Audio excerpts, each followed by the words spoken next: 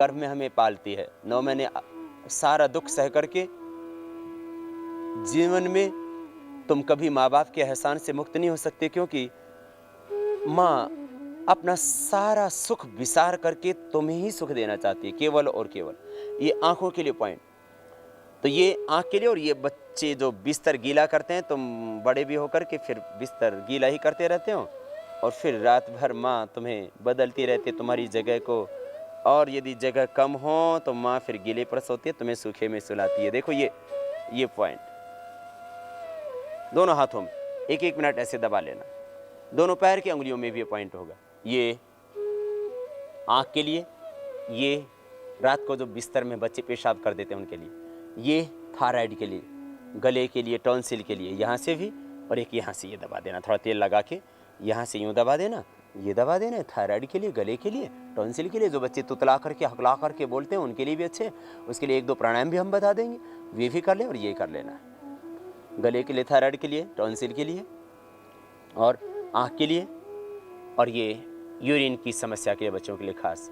जिन बच्चों का कंसंट्रेशन ठीक नहीं है वे इस अंगुली को भी दबाएं, जो रिंग फिंगर है इसके टॉप पर भी दबाना,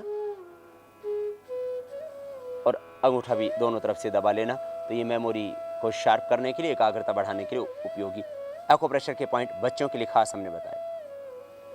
और जिन बच्चों का नाक बहुत बहता, नाक बंद रहते हैं, साइनस की प्रॉब्लम है, वे सारे ही पॉइंट दबा लें, और खास करके दूसरी अंगुली, इससे नाक खुल जाएंगे, नाक बंद नहीं रहेंगे और बहेंगे नहीं। नाकों से जो बहता रहता है कफ, वो बंद हो जाएगा ये। और जिन बच्चों को सुनाई कम देता हो तो कान का पॉइंट भी है ये। आंखों के लिए हम बता रहे थे अनुलोम विलोम प्राणायाम। बाएं से लेना, दाएं से छोड़ना।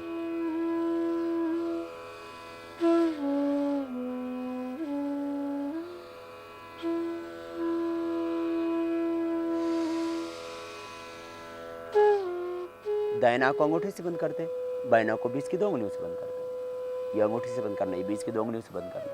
इस तरह से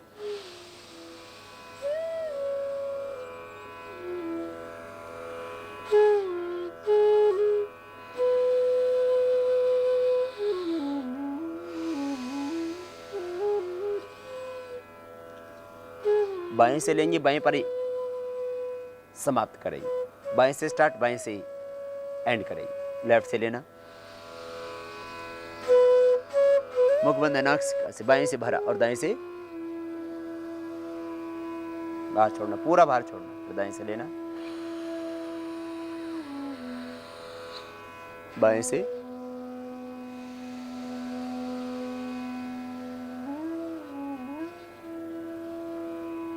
बाहर छोड़ देना। इस तरह से यह प्राणायाम बच्चों को करना है प्रतिदिन 5 से 10 मिनट। आंखों की ज्यादा प्रॉब्लम है तो आंवले का चूर्ण खा लेना, 1-1 चम्मच सुबह शाम। वैसे न खाया जाए तो मिश्री मिला के खा लेना। बहुत ही प्रॉब्लम हो तो आंवले के रसायन 200 ग्राम, सप्तामृत लहो 20 ग्राम, मुक्ताशुक्ति भस्म 10 ग्राम, सब मिला करके 2-2 ग्राम सुबह शाम पानी के साथ ले लेना। आंखों की ज्योति बढ़ जाएगी। खास प्रॉब्लम बच्चों के लिए, आंखों की समस्या के लिए। और महात्रिफलाघृत भी 1-1 चम्मच गाय के दूध से ले सकते हैं, तो आंखों का चश्मा हट ही जाएगा। जो बच्चे बहुत ही कमजोर हों तो ये प्राणायाम भी करना, और साथ में अश्वगंधा का चूर्ण 2-2 ग्राम सुबह शाम गाय के दूध से लेते रहना। तो इससे जो बच्चे बहुत कमजोर हैं, दुबले पतले हैं, उनका शरीर और ज्यादा स्वस्थ हो जाएगा, उनका मांस भी थोड़ा और बढ़ जाएगा। जो बहुत ही कमजोर हैं, बहुत पतले हैं, दुबले हैं, उनके लिए अश्वगंधा का चूर्ण, और आंखों के लिए ये आंवले का चूर्ण बहुत ही अच्छा होता है। देखिए अनुलोम विलोम प्राणायाम, ये 5 से 10 मिनट करना। लंबा लेना, लंबा छोड़ना। बाएं से लिया, दाएं से बाहर छोड़ा, दाएं से लेकर के बाएं से बाहर छोड़ दिया।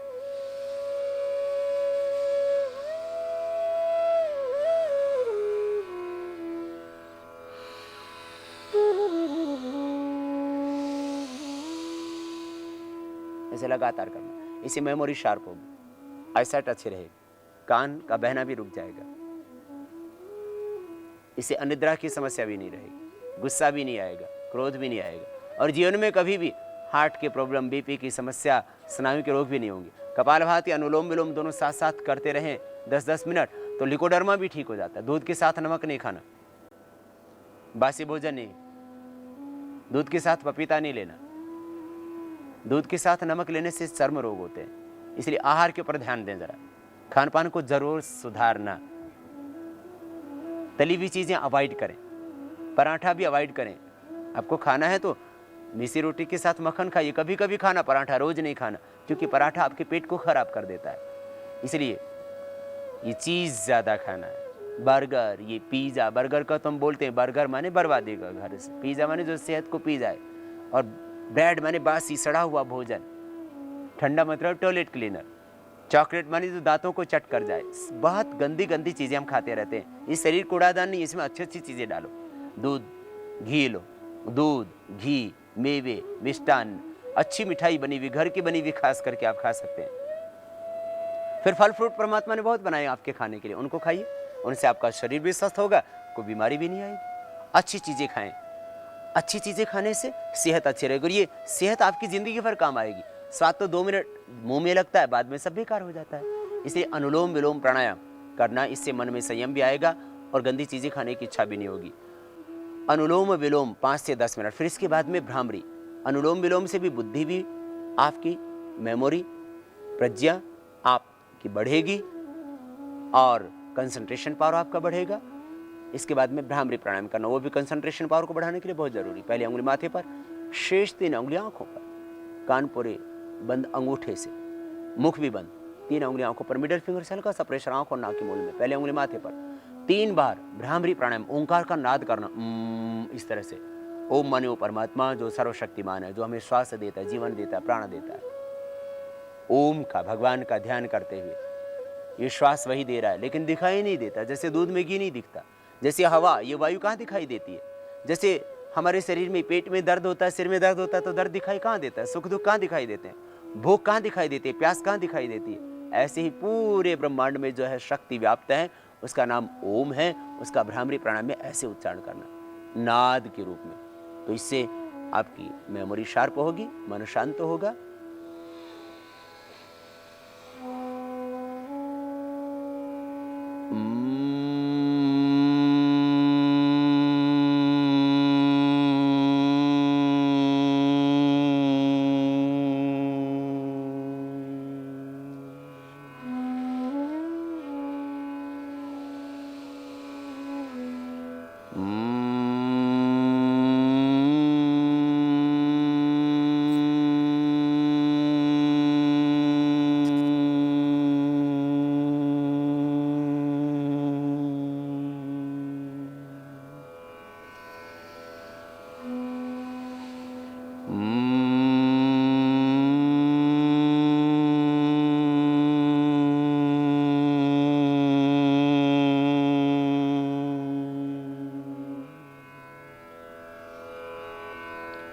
ऐसे भ्रामरी प्राणायाम में ओंकार का नाद करना नासिका से, इससे मन अपने आप ही शांत हो जाता है। फिर 3 बार कम से कम भ्रामरी, 3 बार कम से कम पवित्र उद्गीत प्राणायाम करना, ओम शब्द का उच्चारण करना।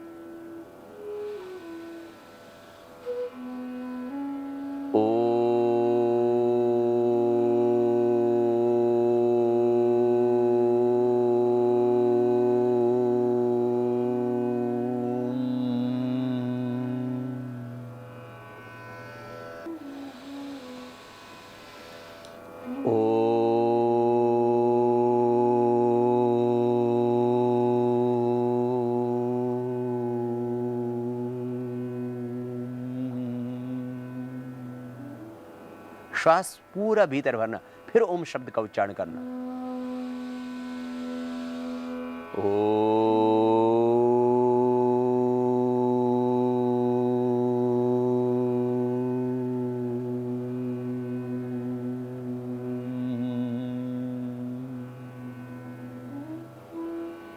इस तरह से ये उद्गीत प्राणायाम रोज करना। फिर इसके बाद में थोड़ी देर आंखें बंद रखते हुए ही नासिकाग्र पर मन को टिका के यहाँ पर मन को केंद्रित करेंगे, कंसंट्रेट करेंगे और देखेंगे सांसों की गति को। और नाक की आकृति तो ओंकार जैसी अपने आप ही बनी हुई है। ओम का ध्यान करेंगे नासिकाग्र पर, श्वास के स्पर्श को अनुभव करेंगे।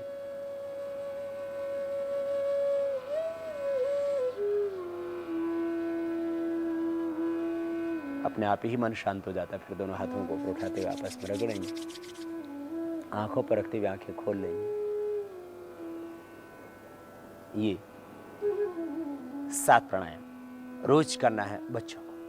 फिर कुछ विशेष प्राणायाम उन बच्चों के लिए जिनको कोई बीमारी विशेष है, जैसे थायराइड की प्रॉब्लम है, गले की प्रॉब्लम है, हाइट नहीं बढ़ रही है बच्चों की, तो उज्जाई प्राणायाम करवाएं, उससे थायराइड ठीक होगा। वैसे तो इस अभी जो प्राणायाम हमने आपको करवाया, इससे थायराइड, पिट्यूटरी, पिनियल ग्लैंड, सारा सिस्टम अंदर का अच्छा होता है। फिर भी बहुत ज़्यादा गले की थायराइड की प्रॉब्लम है, कफ एलर्जी बहुत रहता है, तो एक प्राणायाम और कर सकते हैं, उज्जाई। कैसे करना? ये गले के लिए, थायराइड के लिए, बच्चों की हाइट के लिए, टॉन्सिल के लिए, जो बच्चे तुतला करके हगला करके बोलते हैं उनके लिए भी अच्छा, रोटी को जो लोती आदि बोलते हैं बच्चे, उनके लिए ऐसे भरना।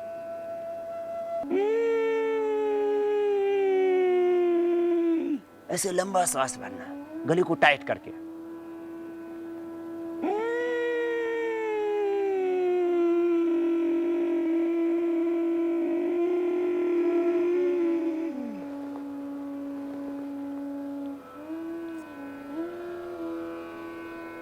फिर दाएं को बंद करके बाएं से सांस को धीरे धीरे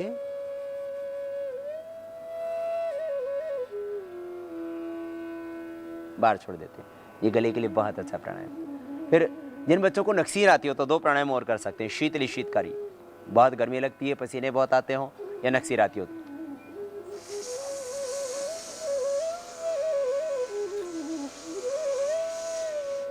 जीवा बाहर निकाल के सीसी की आवाज करते हुए सांस अंदर भरा, थोड़ी देर रोक के रखना, छाती फुला लेना।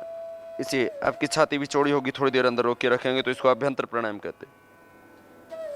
और श्वास को नासिका से बाहर छोड़ देना, सांस को बाहर छोड़ना रेचक, श्वास को भीतर भरना पूरक, रोक के रख देना कुंभक, तो अंदर कुंभक भी हो जाता है इसमें।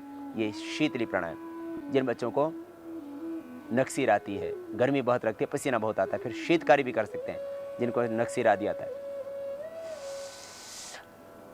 दांत बंद, होठ खुले हुए, और तालों में ऊपर की ओर जीभ लगा देंगे ऐसे, और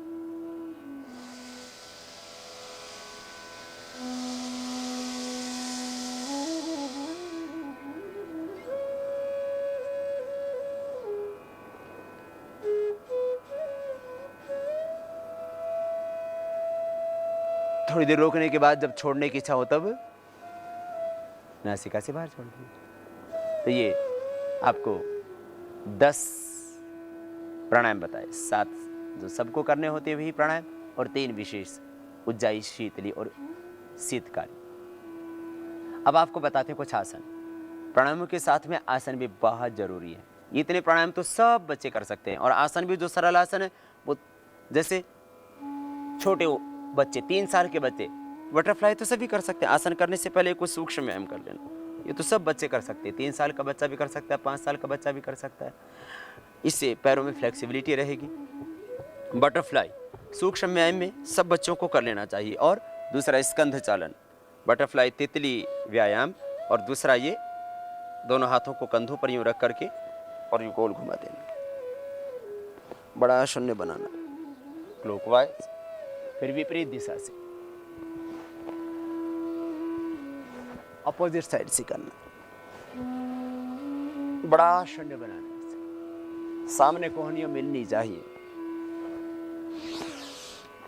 दोनों तरफ से, इस तरह से। ये कंधों के लिए एक्सरसाइज। बच्चों में कुछ रोग विशेष भी होते हैं, जैसे बहुत से बच्चों को हाइड्रोसिल की प्रॉब्लम हो जाती है, उसमें कपालभाति प्राणायाम तो लाभ करता है, साथ में गोमुखासन भी कर लेना चाहिए। गोमुखासन और गरुड़ासन ये दोनों ही बच्चों के लिए विशेष लाभप्रद होते हैं। हम 3 साल से 12 साल तक के बच्चों को अभ्यास बता रहे हैं, और आज हम 12 आसन बताएंगे। जिन बच्चों को हाइड्रोसिल की प्रॉब्लम हो उन बच्चों के लिए गोमुखासन और गरुड़ासन ये दोनों आसन ही लाभ करेंगे, और कपालभाति प्राणायाम।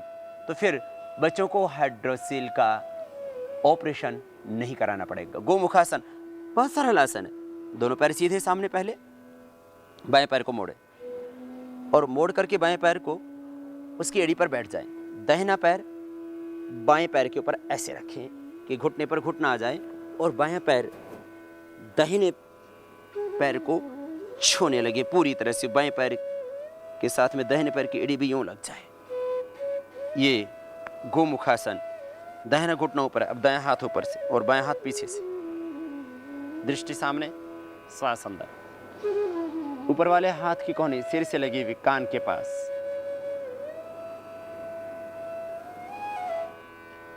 ये गोमुखासन 1 से 2 मिनट। हर एक आसन का समय आधा मिनट से प्रारंभ करके 1 मिनट और अधिकतम 2 मिनट। ये गोमुखासन जिन बच्चों को रात को पेशाब होता हो या जिन बच्चों को हाइड्रोसिल की प्रॉब्लम हो, गोली बढ़ जाती है बच्चों की, उनके लिए खास ये गोमुखासन। फिर दूसरे पैर से दाहिने पैर के ऊपर बैठ जाना, बाएं पैर को ऊपर रखना, बाहर की ओर से उसकी एड़ी जंघा से छूने लगे। तो ये विशेष उपयोगी अभ्यास बच्चों के लिए खास गोमुखासन।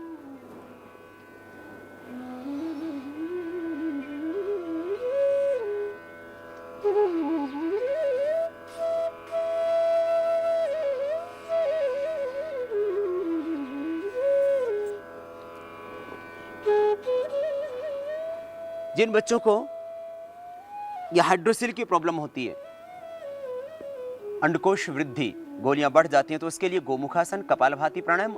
कपालभाति प्राणायाम बस करवाना बच्चों को, जिनको बहुत से बच्चों को बचपन में हर्निया भी हो जाता है, तो हर्निया भी ठीक होगा, लेकिन कपड़ा बांध के कराना पीठ पे। और गरुड़ासन देखो ऐसे बच्चों के लिए खास। खड़े होकर के दाहिने पैर को वहीं स्थिर रखना और बायां पैर सामने से लेते हुए इस दाहिने पैर के अंदर ऐसे डाल देना। दाहिना पैर स्थिर है, बायां पैर सामने से लिया और दाहिने पैर में ऐसे इसको डाल देना और दोनों हाथ सामने नमस्कार की मुद्रा में।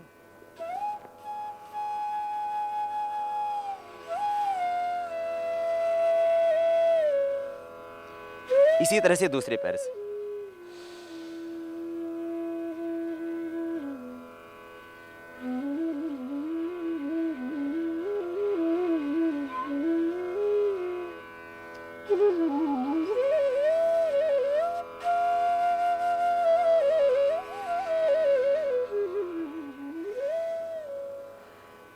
बच्चों के लिए खास योगाभ्यास, योगासन। उसमें 12 आसन आपको बताने वाले, 2 आसन आपको हमने अभी बताए, गोमुखासन और गरुड़ासन। बच्चों की हाइट बढ़ाने के लिए खास आसन। बच्चों की हाइट बढ़ाने के लिए 5 आसन तो सबके लिए जरूरी है, कुछ और आगे अभ्यास बढ़ाना चाहें तो और भी बढ़ा देंगे। वैसे तो हम 12 आसन ही बता रहे हैं और ये 12 आसन 12 मिनट में पूरे हो जाते हैं। सर्वांगासन, हलासन, चक्रासन, पश्चिम तानासन, ताड़ासन, ये 5 आसन तो हम बहुत बार बता चुके हैं। इनको आप प्रतिदिन अभ्यास में लाना ही और कुछ नए आसन और जोड़ें। सर्वांगासन,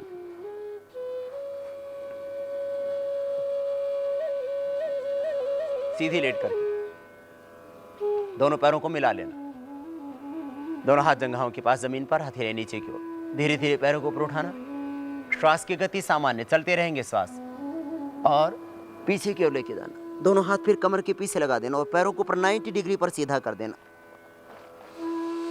घुटने सीधे, दोनों पैर के अंगूठे मिले हुए, पंजे ऊपर तने हुए। श्वास की गति सामान्य, पूरा भार कंधों और सिर के ऊपर संतुलित करें।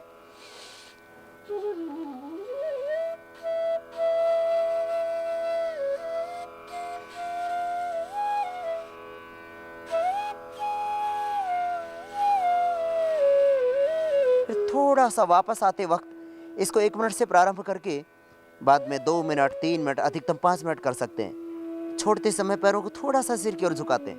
पहले कमर को सीधा करते हैं, घुटने सीधे होते हैं, सिर नहीं उठाते हैं, और धीरे धीरे पैर जमीन पर टिका देते हैं। ये विशेष उपयोगी अभ्यास।